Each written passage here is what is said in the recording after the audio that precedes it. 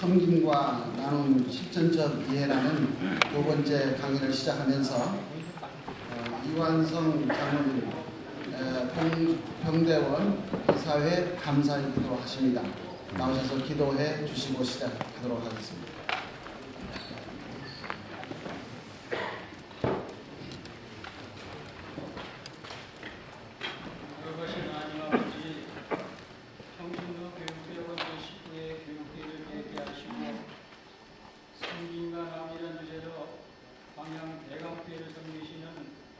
신정 목사님을 위하여 이 시간 승리가 나눔 실천적 이해라는 제목으로 강의하시겠사오니 하나님께서 능력으로 함께해 주셔서 크신 은혜로 충만케 하여 주시옵소서. 교육계를 통하여 우리 동문들이 사랑으로 하나 되고 신앙이 성숙해. 감사합니다. 이 자리에 서게 된 게 얼마나 영광인지 모릅니다. 우리 장로님들 또 많이 계시는데 뵙게 돼서 제가 전에 섬기던 교회 장로님들도 많이 계시고 또 존경하는 좋은 장로님들 많이 계시는 자리에서 강의를 하게 됐습니다. 저는 앞에 박 교수님이나 뒤에 강의하실 또 성 교수님을 포함한 학교에서 봉사하시고 또 수고하시는 박사님들하고 좀 달리 이 시간 섬김과 나눔이라는 주제를 가지고 실질적인 교회에서 어떤 사역을 하고 있는가 하는 소개를 하려고 합니다. 저는 어떤 방향을 제시해 주는 시간이라기보다 제가 교회에서 이런 섬김을 우리 교인들과 함께 만들어가고 있습니다. 이렇게 소개하는 시간이 되지 않을까 이런 생각이 듭니다. 저는 섬김과 나눔, 디아코니아나 또 요즘 교회들이 많이 관심 가지고 있는 복지사역 이런 부분에 대해서 이론적이거나 원론적인 어떤 그런 내용들을 다루려고 하는 것 아니고요. 많은 사람들이 저희 교회를 탐방 오고 또 저희 교회에서 하는 사역들을 함께 이렇게 참고하려고 오시는 분들이 많이 있는데 오셔가지고 하나같이 하는 이야기가 신정 목사님은 복지를 전공했냐고 지역사회를 잘 섬기는 이런 복지사역들을 많이 하는데 그리고 또 많은 사람들이 저희 교회의 부흥이 지역을 잘 섬기는 복지를 해서 그렇다 복지 선교 이런 얘기들을 많이 하는데 저는 복지가 뭔지도 모르고 저는 그냥 목회를 하는 사람입니다. 목사의 한 사람으로서 성경의 가르침대로 우리 교인들을 가르치고 또 교인들이 지역사회를 섬기는 일들을 하게 만들고 그런 비전을 가지고 목회를 하고 있습니다. 저희 강의 시작하기 전에 조금 그 프로그램 위주의 그런 소개는 교재에 있습니다. 임산부 학교부터 시작해가지고 노인들 섬기는 사역까지 저희 교회에서 하는 사역들을 거기에 교재에 조금 정리를 해서 해놨는데요. 한 20가지 이상 정도 되는 것 같습니다. 여기 다 기록을 못했고 이거 외에도 또 이런저런 많은 사역들을 펼치고 있는데 제가 광양대광교회에 부임한 것은 지금으로부터 14년 전입니다. 저는 서울 연동교회 출신입니다. 김영태 목사님 밑에서 훈련을 받았고 서울로회에서 목사 안수를 받고 또 서울에서 부목사 생활을 하다가 지금부터 14년 전에 광양이라는 곳을 처음 내려갔습니다. 이제 첫 번째 담임 목회지로 가게 된 교회가 광양대광교회인데 벌써 어느덧 14년이라는 세월이 흘렀습니다. 교회에 처음에 부임해가지고 보니까 첫 주일날 80명 정도, 작년 80명 정도가 함께 예배 드리게 됐습니다. 그런데 교회가 굉장히 어려운 시험을 당하고 한 1년 6개월 정도 교회가 지역사회가 좀 떠들썩할 정도로 갈등이 있다가 전임 목사님 떠나고 목회자 없이 한 4개월 정도 비어있던 그런 교회에 부임하게 된 것입니다. 모르고 갔는데 가서 보니까 교회가 많이 어려운 환경 가운데 있고 가장 힘들고 어려웠던 것이 뭐냐면 저희 지역이 제가 부임했을 당시 인구가 한 아이들까지 다 합해서 3만 5천 정도 되는 조그만 소도시였는데 그 3만 5천 명이 사는 조그만 손바닥만한 소도시에 광양대강교회를 모르는 사람이 하나도 없을 정도로. 그런데 그 대강교회가 어떤 모습으로 모르느냐면 교회가 교회답지 않고 교회가 다투고 시끄러운 교회.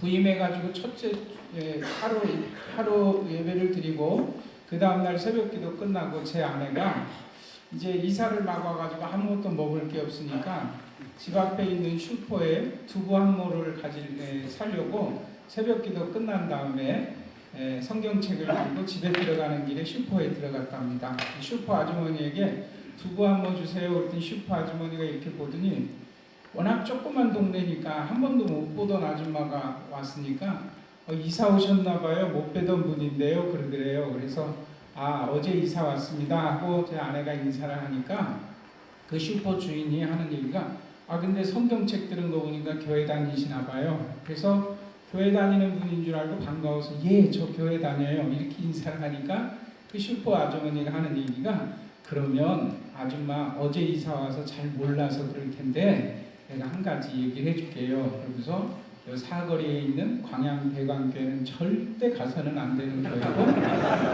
다른 교회를 가십시오. 제 아내에게 그렇게 얘기를 해줬답니다. 깜짝 놀라서 왜요? 그랬더니 그 교회는 교회 같지 않은 교회고 얼마나 시끄럽고 다투고 교회가 힘든 교회라고 절대 그 교회 가면 안 된다고 아줌마 그러더래요. 새로 부임한 담임 목사 부인인지 모르고 나중에 알고 봤더니 그 슈퍼 아주머니는 교회도 안 다니시는 분이에요. 그러니까 지역사회에서 교회 같지 않은 교회 가서는 안 되는 교회.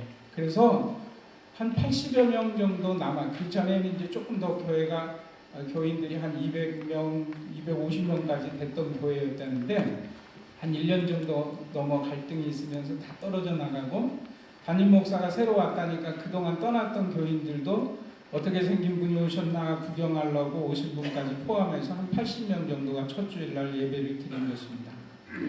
그런데 그래서 우리 남아있던 교인들조차도 전도를 하러 나갈 수가 없어요.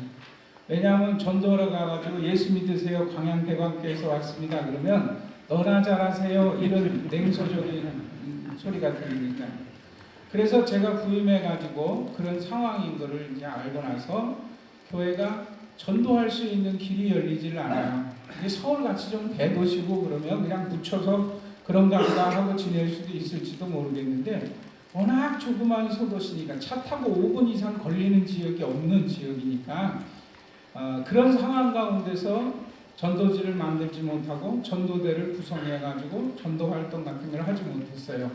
그렇게 시작한 이 14년이 됐는데 지난 14년 동안 저희 교회는 그때 안 한 게 아니라 못했던 전도를 14년 동안 한 번도 못했습니다. 한 번도 14년 동안 전도지를 만들어 본 적이 없고 한 번도 전도대를 만들어서 운영해 본 적이 없습니다. 그런데 14년 지난 지금 저희 교회는 작년 세례교인만 1,500명 그리고 교회 학교 아이들이 한 1,000명 정도가 출석하는 교회가 있어요. 지금 인구의 한 10명 중에 1명은 저희 교회를 다니거나 저희 교회와 관계가 맺어진 사람입니다. 주일날뿐만 아니라 월요일부터 토요일까지 거의 한 1,000명 가까이 되는 지역 주민들이 저희 교회에 드나들고 교회에서 하는 프로그램에 참여하고 있습니다. 이제 어떻게 해서 그런 변화가 있을 수 있었느냐, 이제 그 부분에 대해서 오늘 말씀을 좀 나누려고 합니다. 먼저 저희 교회를 CTS 기독교 TV에서 소개한 영상이 있어서 시간이 짧아서 제가 다 말씀을 좀 드릴 수가 없으니까 영상을 먼저 잠깐 보고 제가 여기 기록된 자료를 가지고 잠깐 말씀을 좀 드리도록 그렇게 하겠습니다. 이용한다고 합니다. 이번에는 종이접기를 취미로 하는 지사랑 아쿠아입니다. 대강교회는 이렇게 취미와 봉사, 선교와 교육 등 다양한 특성을 지닌 아쿠아가 90여 개나 된다고 합니다. 여기는 탁구 아쿠아군요. 네, 그렇습니다. 이 탁구뿐 아니라 운동 모임은 주로 남자 성도들이 선호하는 아쿠아인데요. 이 모임을 통해 교회를 처음 접하게 된 불신자들이 자연스럽게 전도되는 경우가 많다고 합니다.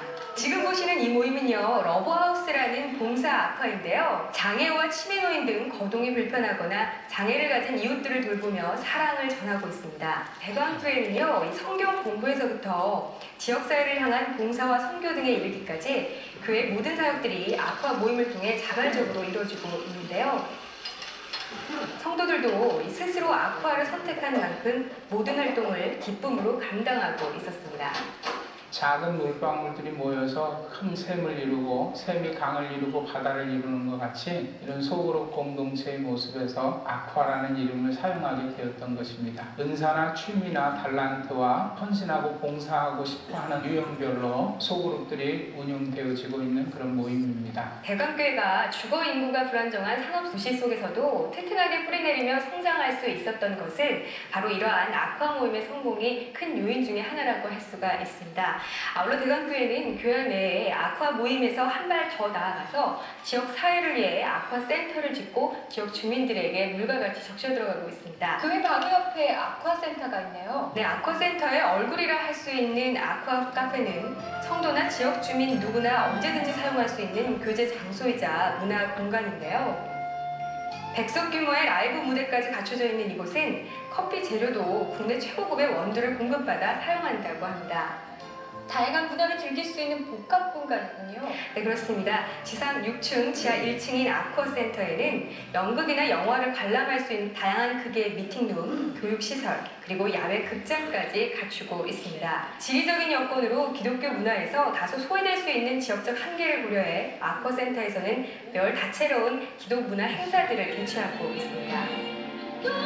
지금과 같은 CCM 공연은 가족이 함께 즐길 수도 있고 전도에 좋은 기회가 되겠네요. 네, 그렇습니다. 이 교회 가는 걸 다소 부담스러워하는 불신자들도 카페라는 공간에서 이렇게 함께 찬양하며 교제를 나누는 것에는 큰 부담을 느끼지 않는다고 하는데요.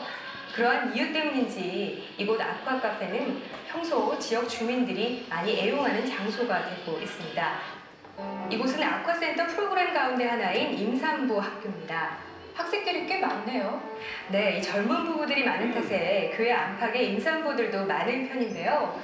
임산부 학교에서는 예비 엄마의 건강은 물론 성경적인 부모와 자녀의 관계, 의미, 그리고 이에 따른 태아교육 등 다양한 내용들이 교육되고 있습니다. 예비 엄마들에게 입소가 무척 좋겠습니다. 네, 그렇습니다. 이곳이 입소문 나기 시작하면서 지금은 등록을 하고 기다려야 할 정도로 예비 엄마들이 모여든다고 하는데요. 그도 그럴 것이 보시는 것처럼 태교나 건강관리뿐만이 아니라 이렇게 임산부들에게 좋은 음식까지 직접 만들어 함께 먹는 요리 시간도 마련되어 있을 만큼 최고의 수준을 갖춰놓고 있기 때문입니다. 임산부들에게 수업 내용에 대해서 한번 들어봤습니다. 태어날 아기를 위해서 아기 친구들도 만들기 위해서 임산부학교에 왔습니다. 너무 좋은 것 같아요. 이곳은 어딘가요? 네, 엄마랑 아기 학교인데요. 생후 24개월부터 36개월에 이르는 아이와 엄마가 함께 참여하는 프로그램으로 선진 교재를 개발해 아이의 사고력을 키워주는 교육을 집중적으로 하고 있습니다. 여긴 노인학교 같은데요. 네, 그렇습니다. 이 대광교회 아쿠아센터의 프로그램 가운데 가장 널리 알려진 장수학교입니다.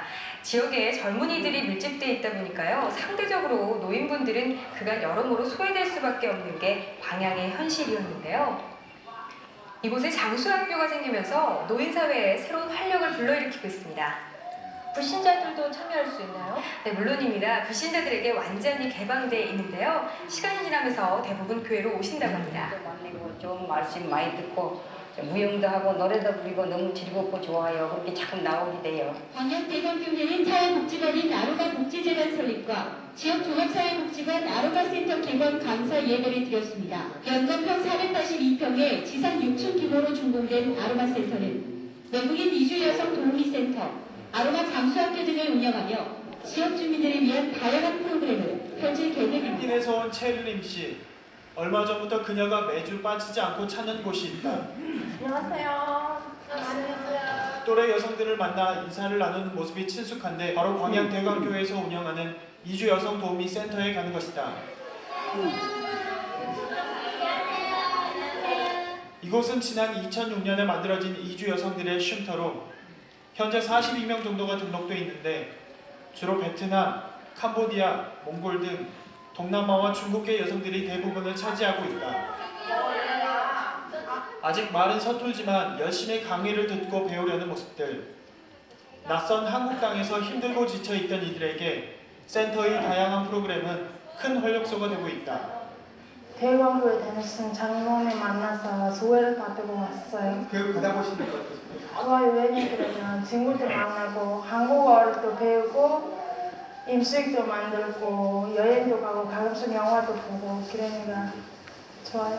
이주 여성들의 자녀들이 학업률이 많이 떨어져서 이주 여성들에게도 교육이 절실하게 필요하다는 걸 느껴서 센터를 만들게 됐습니다. 이어지는 순서는 한글 수업 시간.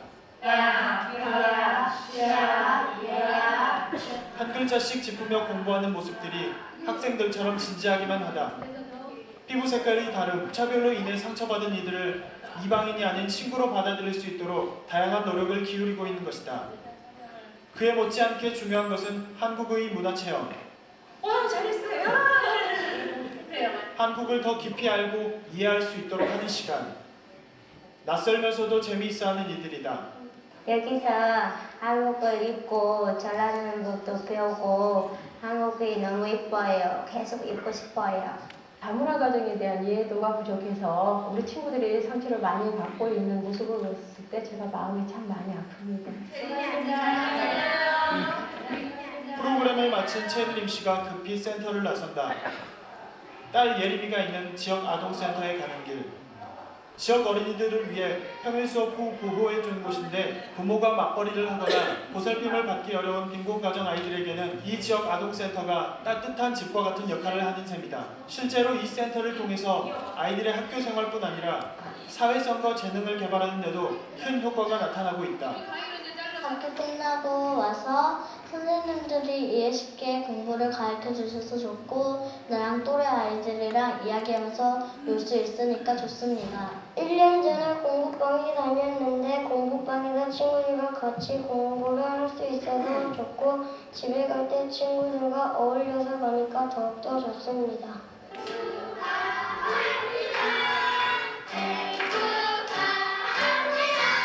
오늘은 이 지역 아동센터의 생일잔치가 있는 날. 체르림 씨의 딸 예림이도 이번 달 생일 파티 주인공이다. 많은 친구들과 선생님들에 둘러싸여 축하도 받고 케이크도 먹고 기쁘고 감사한 마음에 이 좋은 날 그만 눈물을 보이고 마는 체르림 씨. 예림이 여기 와는 거 우리한테 너무 도움이 많고 애들한테도 너무 좋아하고 그러니까 우리는 정말 여기 오는 거 너무 도움이 많아요. 결손가정과 기초생활 보호부 담당 자녀에게 무료로 정당으로 지도하는 통생 공부방 아이들은 공부방에서 피아노와 종이접기 등을 배우며 미술심리 치료도 받습니다. 상처받은 아이들의 마음을 그림으로 표현하고 이를 통해 보호자의 부재나 경제적 어려움의 상처를 치유해주고 있습니다. 마음속에 걱정은 참 많을 거예요. 아이들 돌봐주고 그리고 공부 가르쳐주고 아이 성격 같은 것도 가르쳐주시고 감사하고 있어요. 가끔씩 난 당신께 슬픈 마음을 줬어요. 너를 사랑한다고 수없이 말을 해도 내가 내 맘 아닐 땐 화낼 때도 많았죠. 세상 사는 게 바빠 시간이 없으니까 여기까지만 좀 보도록 하겠습니다. 제가 처음 시작할 때 교회가 참 힘든 상황 가운데서 전도할 수 있는 상황이 아니었었다 그랬습니다. 교재에 보면 21쪽에 보면 20쪽 21쪽 맨 밑에서 보면 임산부학교부터 시작해서 아가방 시간제로 아이를 돌봐주는 타가 시설입니다. 태어난 지 얼마 안 된 아이들, 그 다음에 엄마랑 아이 학교는 24개월부터 36개월까지 아이를 돌보는 거고요. 인샘 지역아동센터, 장수학교, 주말학교, 그 다음 다문화 가정 지원센터, 지역을빙센터, 노인재가복지센터, 노인요양원, 요양보호사교육원, 치매병원 원목실, 노인 일자리 창출사업, 아쿠아 카페, 유기농산물 장터, 녹색운동입니다. 지역교육센터로 해서 사회복지학과 캠퍼스를 운영하고 있고요. 노인학대 예방연구팀이라든가 지역상담센터, 그다음에 광양 지역의 헤비타트 집짓기 사역이라든가, 그리고 저희 교회에서 아름다운 가게, 박원순 변호사님이 하시는 그 아름다운 가게 104호점을 오픈해가지고 지역의 많은 분들과 함께 이런 섬기는 활동들을 합니다. 이렇게 저희 교회에서 하는 복지 사역을 통해서 월요일부터 토요일까지 우리 교인 아닌 지역 주민들이 한 1000명 정도가 매일 교회를 드나들고 저들이 서서히 그리스도의 복음의 물결에 젖어 들어가는 그런 일들을 합니다. 그러면 어떻게 해서 저희 교회가 이런 많은 사역들을 하게 됐느냐? 그것은 출발 자체가 많은 사람들이 이것을 해서 교회가 부흥했습니다. 이렇게 얘기를 듣기를 원하는데, 저희는 한 번도 교회 부흥을 위해서 이런 프로그램을 만들고 한 것이 아니라 우리 주변에 소외되고 아파하고 돌봐야 될 대상을 만날 때 주님께서 내가 가서 저들에게 먹을 것을 주라 하신 그 명령처럼 작은 것 하나하나 시작을 했어요. 14년이라는 세월이 결코 짧지 않더라고요. 14년이라는 세월 동안 한 걸음 한 걸음 한 계단 한 계단 걷듯이 걸었더니 이제 어느 틈엔가 이런 많은 사역들을 할 수 있게 됐습니다. 그러면 이 많은 사역들을 어떻게 하느냐? 저는 숱하게 많은 날들 동안 오병이어의 기적과 같은 기적들을 체험하게 됩니다. 우리가 예산이 있고 환경이 돼서 일할 일꾼이 있어서 그 일을 하는 게 아니라 정말 성경의 핵심이라고 할 수 있는 사랑, 아가페 사랑, 불쌍히 여기는 마음, 그것 가지고 주님 앞에 나를 도구로 써주소서라고 고백할 때 이 교회가 정말 기적 같은 일들을 체험하게 되는 것 아닌가, 이런 생각을 가져봅니다. 예를 들어보면 이런 것입니다. 이 말이 무슨 말인지 잘 이해가 안 되실지 모르겠는데, 임산부 학교라는 프로그램을 하는 교회가 없죠. 임산부 학교라는 말 처음 들어보신 분들도 많이 있을 것입니다.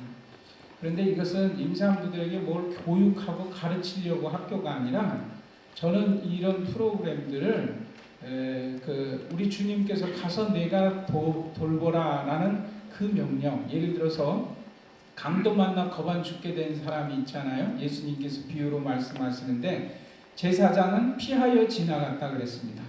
그 뒤따르던 레위인도 피하여 지나갔어요. 어떤 이유에서였는지 모르겠는데 오늘 제사장과 레위인 피하여 지나간 그 모습이 오늘 혹시 한국 교회의 모습은 아닌가 하는 생각을 가져봅니다. 근데 세 번째 지나가던 사마리아 사람은 달려가서 거기에 성경에 분명히 뭐라고 기록되어 있느냐면 불쌍히 여겨 다가가 싸매주니라, 이런 말이 있습니다. 저는 목회 현장에서 이 불쌍히 여겨라는 말이 긍휼히 여기심, 이것이 아가페 사랑의 핵심이라는 것을 발견하게 됐어요. 처음부터 제가 이런 복지와 관계된 지역사회를 섬기는 목회를 해야 되겠다는 생각을 가지고 구상을 하고 이런 일들을 하나씩 형편될 때마다 시작한 것이 아니고 아무것도 할 수 없어요. 아까 말씀드렸듯이 교회가 그런 형편이 되니까 목사인 제가 서울에 있을 때 부목사 때는 막 제가 혼자 맡은 세대가 막 600세대 이렇게 맡아가지고 열심히 막 신방도 다니고 바쁘게 역사 100년 이상 된 교회에서 막 이렇게 봉사도 하고 그랬는데 가서 보니까 교인들 80여 명도 안 되는데 서울에서 부목사 시절에 신방하는 열정을 가지고 했더니 1-2주일 만에 대신방이 다 끝나버리더라고요. 서울에서는 신방 다니는데 시간도 많이 걸리지 않습니까? 그런데 거기는 차 타고 5분 이상 걸리는 지역이 없으니까 서울에서 하던 스타일대로 몸에 익은 대로 가서 부임 신방을 했더니 2주 만에 대신방이 끝나버리고 전도도 할 수 없지, 교회가 아무것도 할 수 없어요. 목사가 아무리 무슨 얘기를 해도 장로님들이 믿지를 않고 교인들이 움직일 생각을 안 하고 이것 좀 하십시다 해도 움직이는 교인들이 없어요. 그야말로 일주일 내내 교회가 무덤같이 적막한 황무지와 같이 사막같이 아무도 만날 수 있는 사람들이 없고 다음 주일날 돼야 또 몇 명 모여서 예배드리고 또 이 사람들이 교회에서 갔다가 다음 주일 될 때까지 교회가 아무도 보이지 않는 그런 적막한 그런 교회 공동체였어요.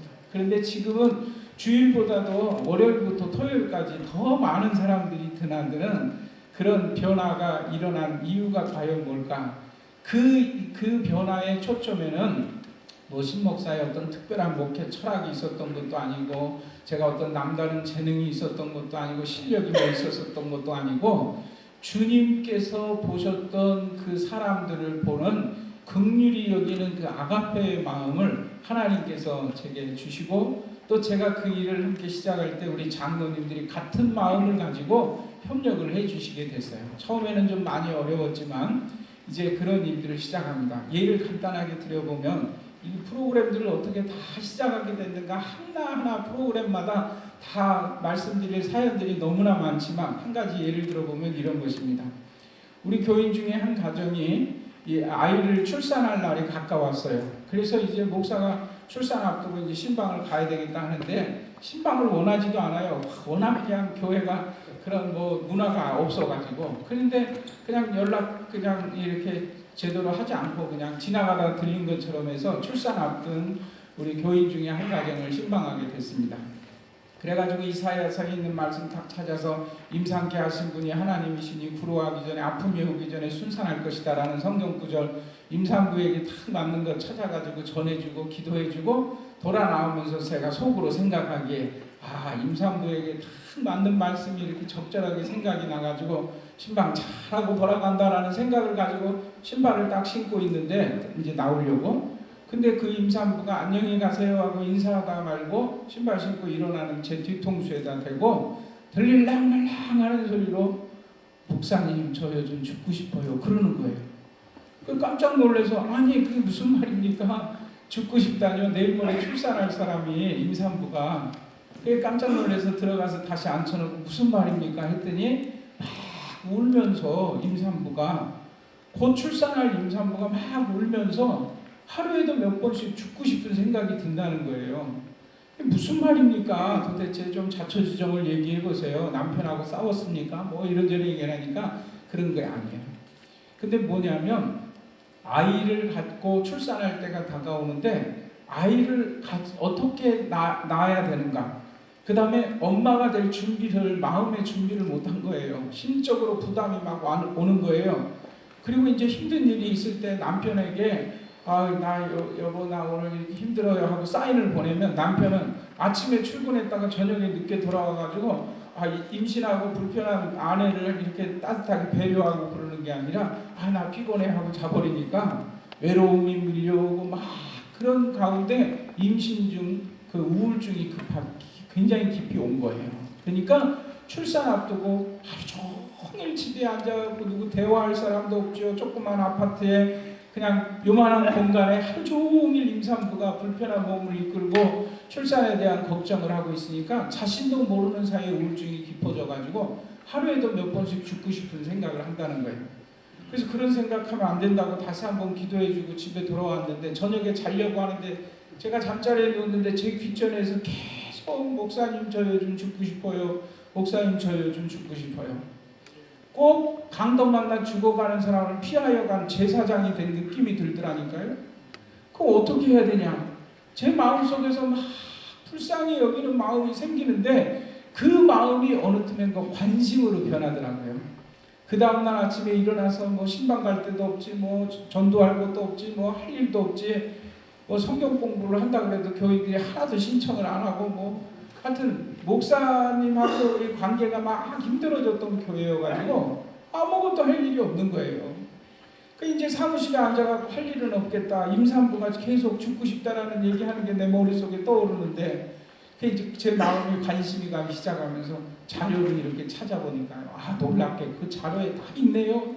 임산부가 아이를 가지면 여자가 아이를 가지면 여성 호르몬의 급격한 변화가 오고 거기다가 몸은 굉장히 무거워지고 불편해지고 옛날 같지 않고 자기의 젊은 시절에 이런 몸매도 다 망가진 것 같고 그리고 엄마 될 준비가 잘 안 돼 있고 여러 가지 복합적인 원인으로 우울증 증상이 올 수 있다는 게 근거가 자료에 써 있더라니까요.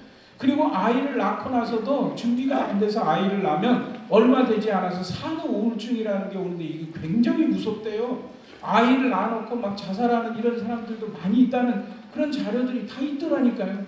내가 왜 이전에는 이런 걸 몰랐지? 임산부를 위해서 신방을 다녀도 한 번도 번도 그들의 관점에서 내가 그들을 이해하고 어루만지고 불쌍히 여기는 마음을 가지고 했던 적이 없었던 부끄러운 제 모습이 생각이 나는 거예요. 그때부터 이제 임산부에 대한 책을 보기 시작합니다. 자료를 보니까요.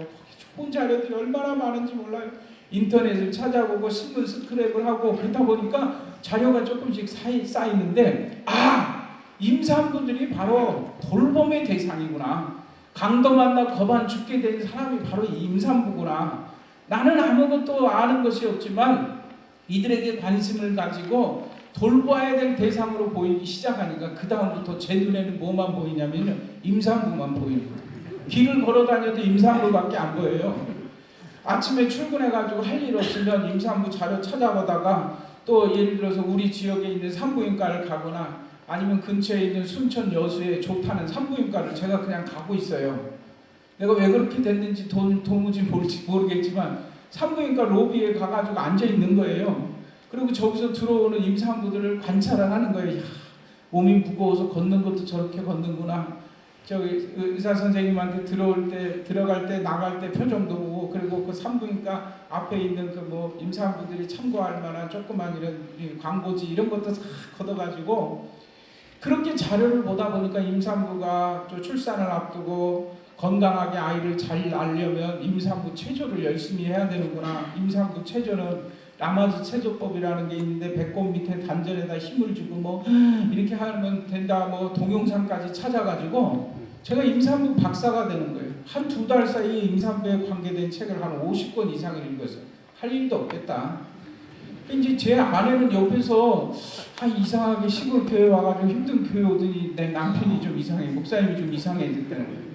저도 두 아이를 낳았는데 둘째 애 낳을 때는 제가 연동교회 교육 담당 목사님을 하고 있을 때라 11월에 낳았는데 설악산에 교육 정책 회의를 갔었거든요.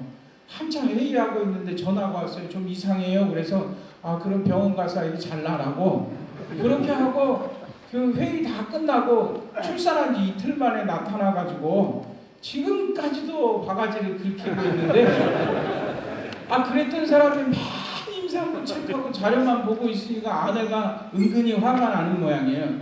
도대체 뭘 그렇게 임산부 책만 보고 있느냐. 그렇게 해가지고 임산부 학교를 시작을 했습니다. 지난 화요일 어제 그저께네요. 임산부 학교 22기 수료식을 38명이 수료식을 했어요. 지금까지 22기입니다. 근데 그 기수 동안 처음에 이제 1기 임산부 학교를 시작할 때 지역 주민들이 임산부 학교 그럼 누가 옵니까?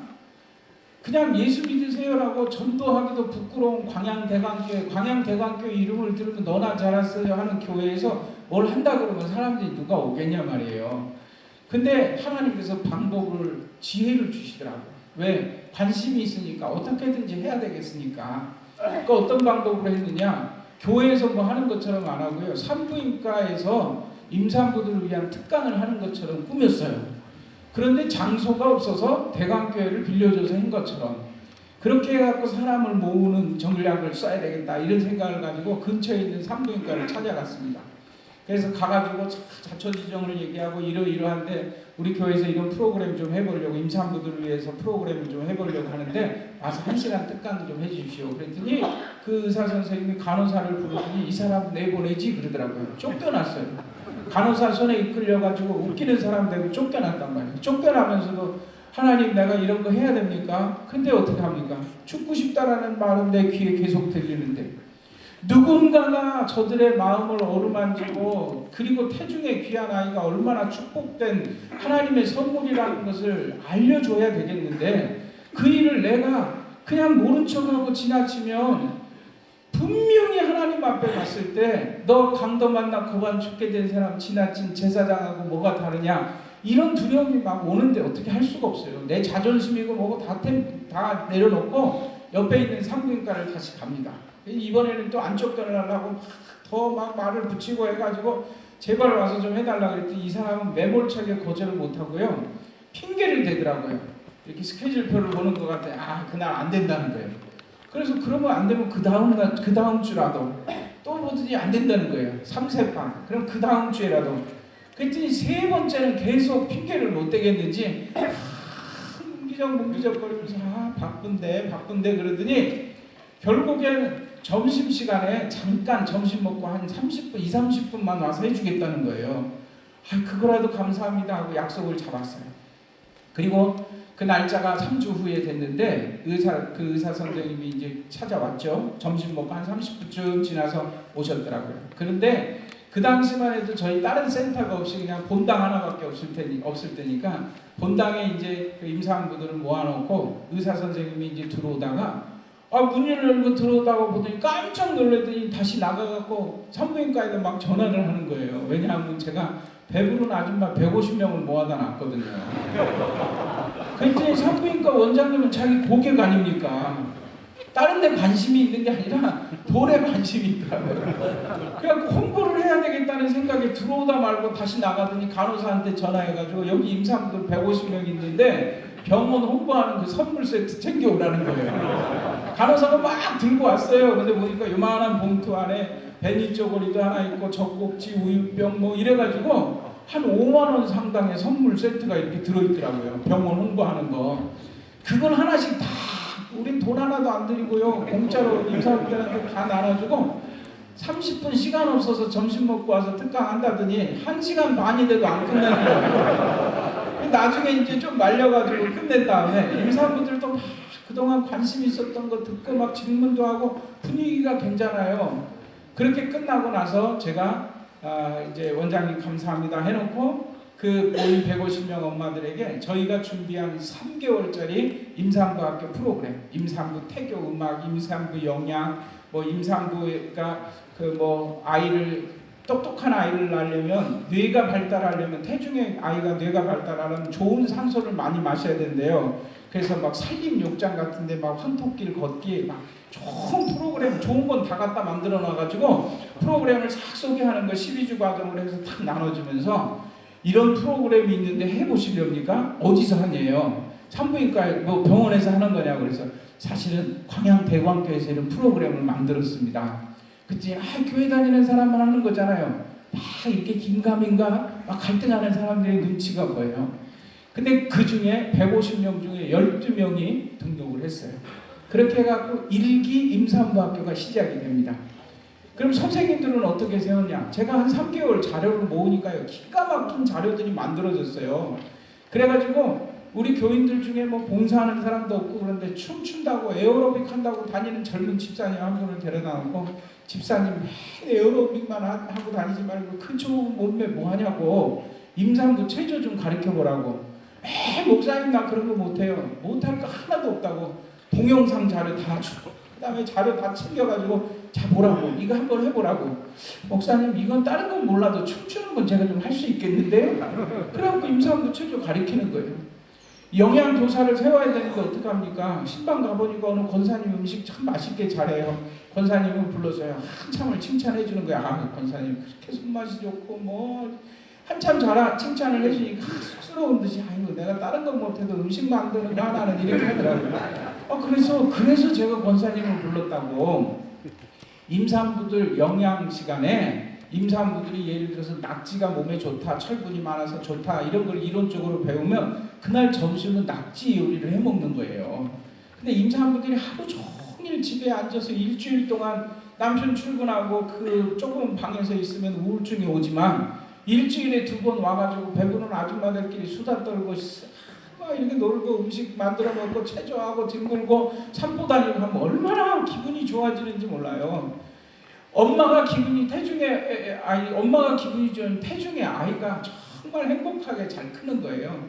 이제 이런 것들을 가르쳐 주는 거예요. 그렇게 해서 임산부 영양학 선생님 세우고 음악하는 사람 세워갖고 임산부 태교 음악 뭐 이렇게 해가지고 교사 한 4-5명만 훈련시키니까요. 좋은 임산부학교 프로그램 만들어지더라고요.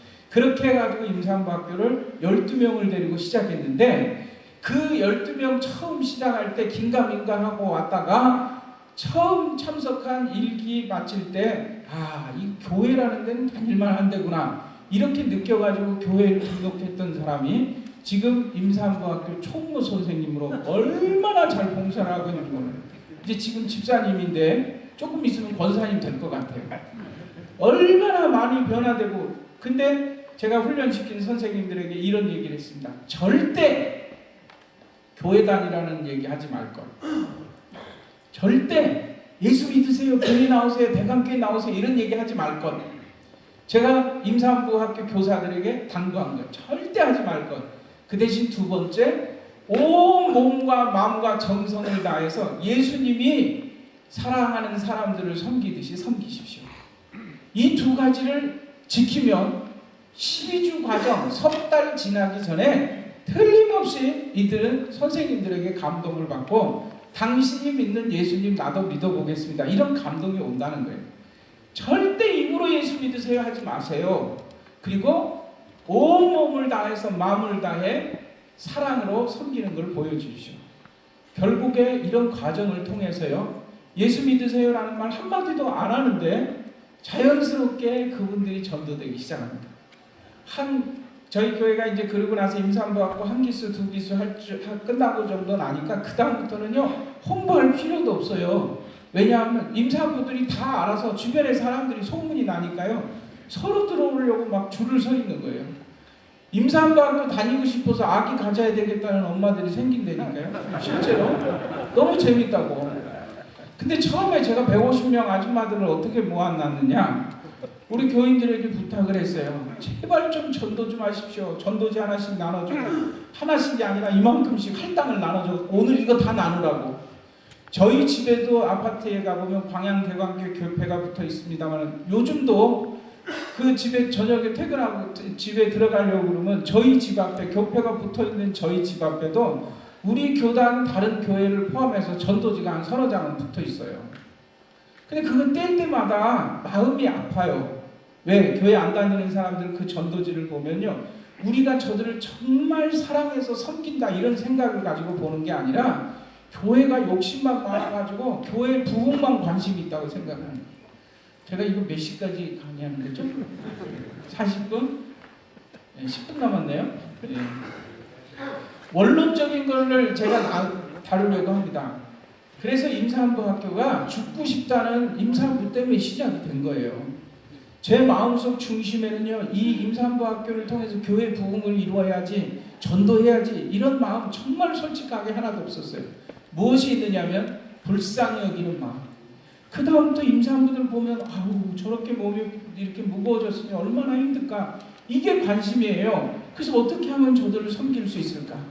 지역 아동센터, 아까 지역에 어려움 당하는 아이들 돌보는 이런 거 처음부터 지금 한 60명 정도 되는 아이들 매일 저녁 식사까지 해서 먹이고 그리고 저들을 이렇게 섬기는 일들을 하고 있거든요. 아이들이 학교 끝나면 한 5, 60명 정도가 센터에 와요. 그래가지고 그들이 거기서 이제 숙제 지도도 받고 그 과목별로 지도도 받고 선생님들에게 봉사하는 선생님들 통해서 이런 걸 받고 매일 저녁 식사를 교회에서 해서 그 60명 되는 아이들 저녁 식사를 다 먹이고, 그 다음에 또 학원하는 특기교육하는 검도학원, 미술학원 이런 학원하는 우리 교인들하고 연결시켜줘가지고 특기생들 교육시키는 프로그램까지 해가지고 저녁에 보호자가 올 때 집에 돌려보내는 이런 프로그램을 합니다. 근데 우리 교회가 막 돈이 남아 돌아서 한 5, 60명 되는 아이들 매일 저녁 먹여가지고 그렇게 하는 게 아니고, 그 모든 것이 시작은 불쌍히 여기는 마음, 감동한다는 사람을 만난 기분으로. 초등학교 3학년, 2학년 다니는 아이가 있는데 할머니가 이 두 아이를 할머니 혼자서 키우는 거예요. 그런 불쌍한 가정이 있다 그래가지고 우리 장로님, 여자 장로님이 소개해줘가지고 여자 장로님 모시고 가서 구제하려고 쌀 한 가마니 가지고 갔다가 그 할머니가 울면서 예전에는 우리 집이 참 행복했는데 몇 년 전까지만 해도, 근데 왜 애들 엄마 아빠 다 어디 가셨냐니까 아빠가 포스코라는 회사를 다닙니다. 포스코 괜찮은 회사거든요. 광양제철소. 괜찮은 회사, 괜찮은 집안이었어요. 그런데 엄마가 친구 따라서 순천에 있는 호박 나이튼가를 한번 친구 따라 갔대요. 근데 거기서 제비한테 걸린 거예요. 그래가지고 한번 이렇게 문제가 되고 나니까 그 다음부터 남편한테 이러다 500만 원 갖고 와라, 300만 원 갖고 와라, 얼마 가지고 와라 이래가지고 돈을 자꾸 뜯어내는데 나중에는 남편 몰래 카드 빚을 1억을 져놨어요. 그때는 이제 벗어나려고 애를 써봐도 이제 못하는 거예요. 그리고 돈을 그렇게 많이 빼내고 나니까 제비는 날라가 버리고요. 그러니까 이 애기 엄마가 도저히 자기가 감당을 못하겠으니까 어느 날 갑자기 아무런 말 한마디 없이 애들을 버리고 집을 가출해 버렸어요. 어디로 사라져 버렸어요.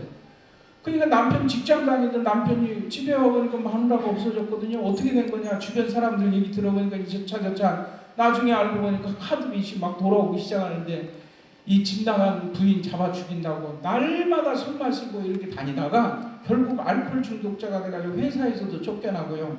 한 번 집을 나가면 어디서 술을 먹다가 쓰러져 자는지 한 달, 두 달 돼야 한 번 나타나지를 않는데 하루아침에 할머니가 이 아이들 둘을 키우는 할머니가 됐어요.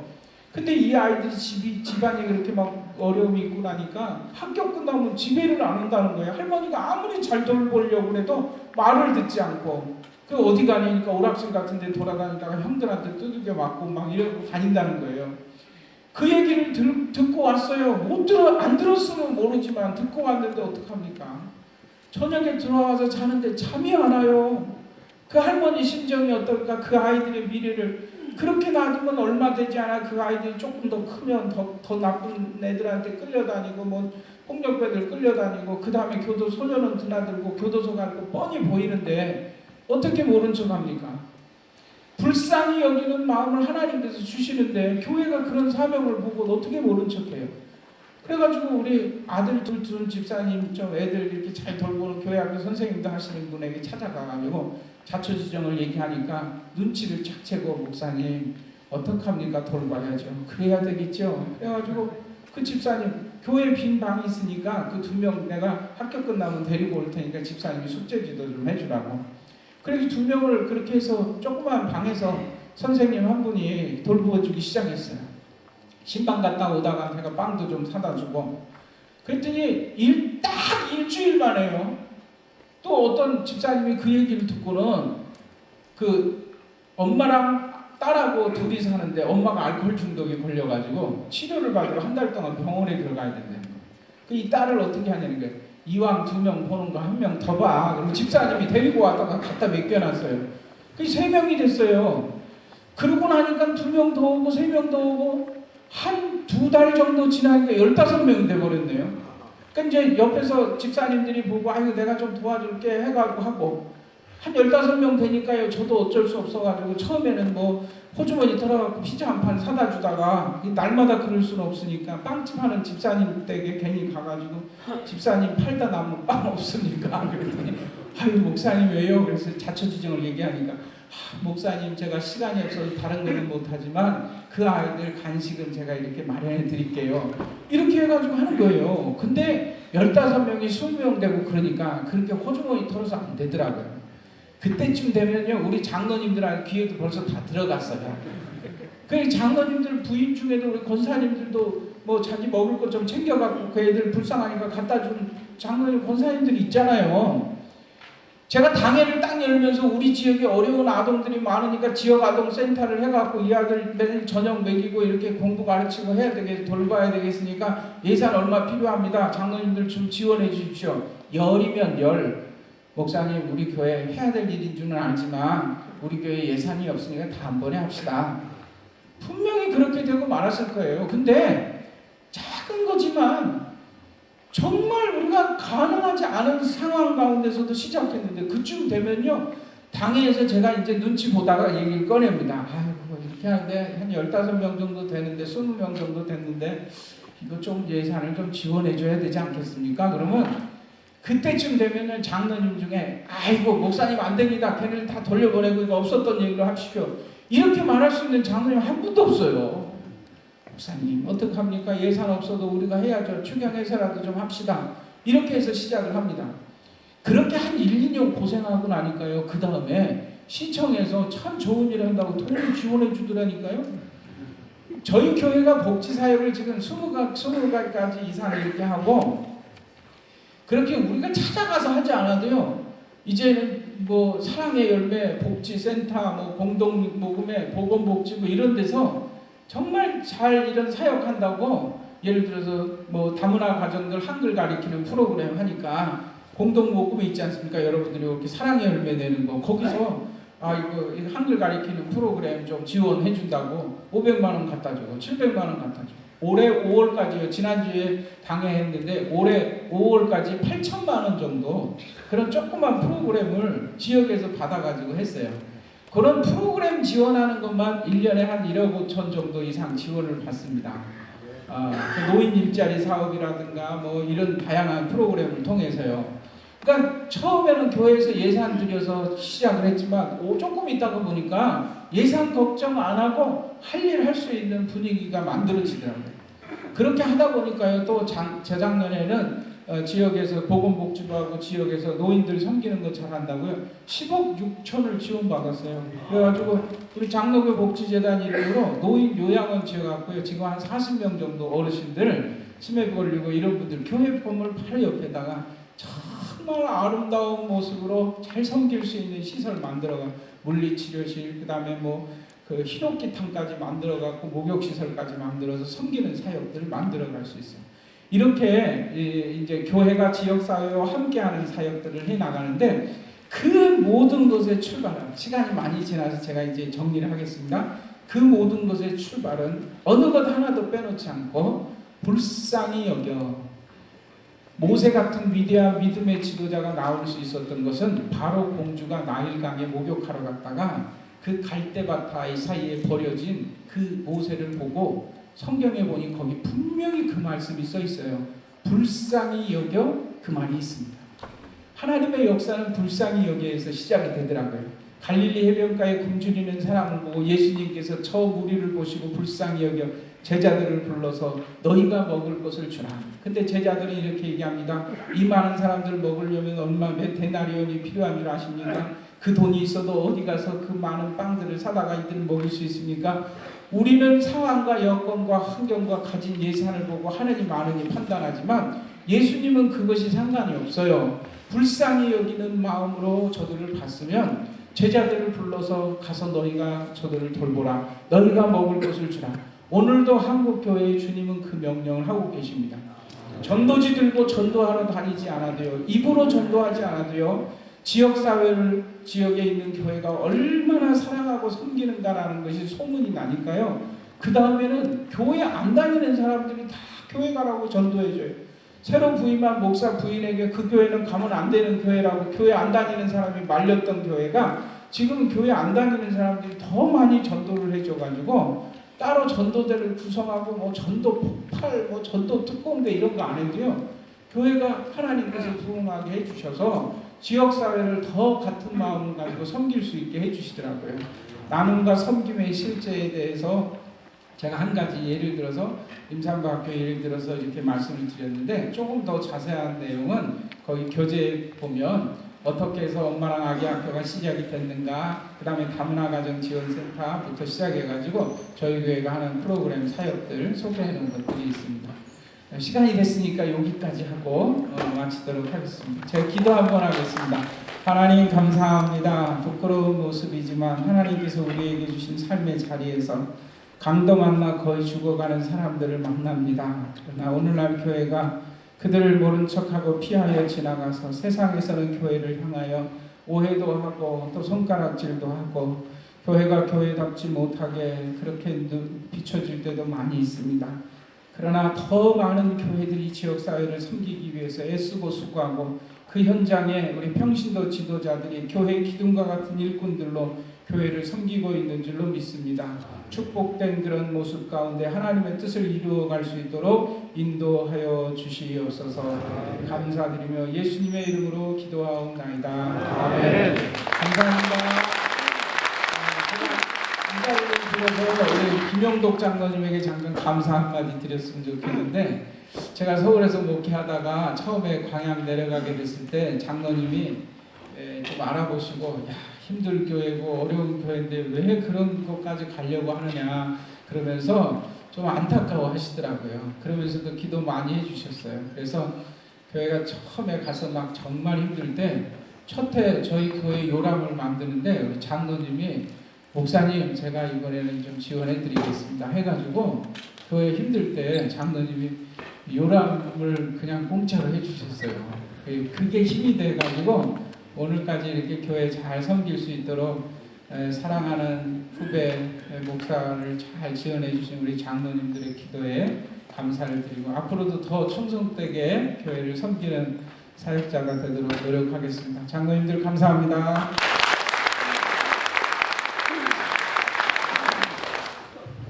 김영국 장로님 잠깐 올라오시고요. 눈동자가 아주 초롱초롱해서 우리 동문들 한 30대 같습니다. 저도 졸지 않았습니다. 우리 그 귀중한 정말 그 현장에서 있었던 섬김의 그 강의를 해주시고 또 이 먼 길을 와주신 우리 목사님에게 감사와 격려의 박수를 크게 한번 하시겠습니다. 김영덕 장로님 말씀하신 후에 총무이신 김원원 장로님 나오셔서 광고해 주시고 이 시간을 마치도록 하겠습니다.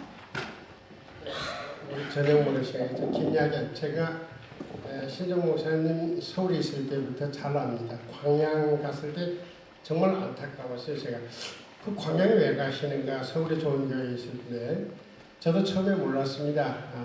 제가 그랬는데 우리가 지금 선교가 안 되고 정체되어 있다고 걱정을 합니다만 저는 신 목사님 보시면서 우리 한국교회 희망이 있습니다. 제가 우리 평교원의 동문들에게 부탁드리면 우리가 목사님들 잘 어려울 때 후원해 주시고 목사님 일하게 하면은 우리가 그렇습니다. 제가 지금 목사님 말씀 안 했는데 저는 그때 그냥 목사님 안타까워 그랬고요.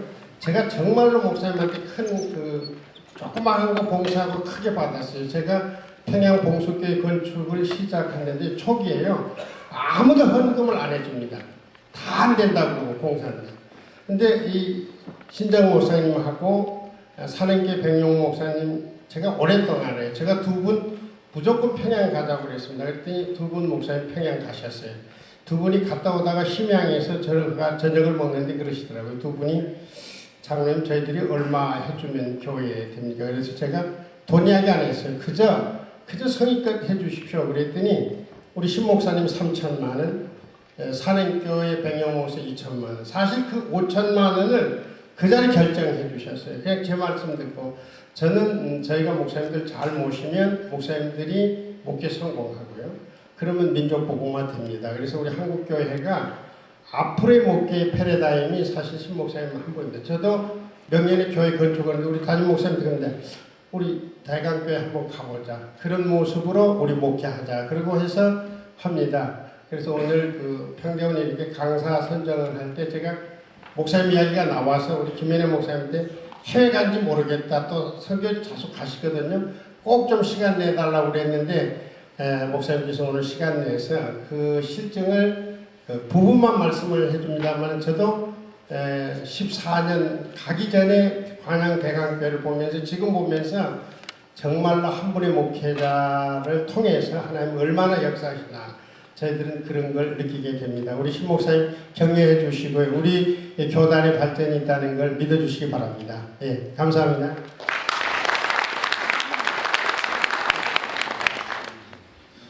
광고 드리겠습니다.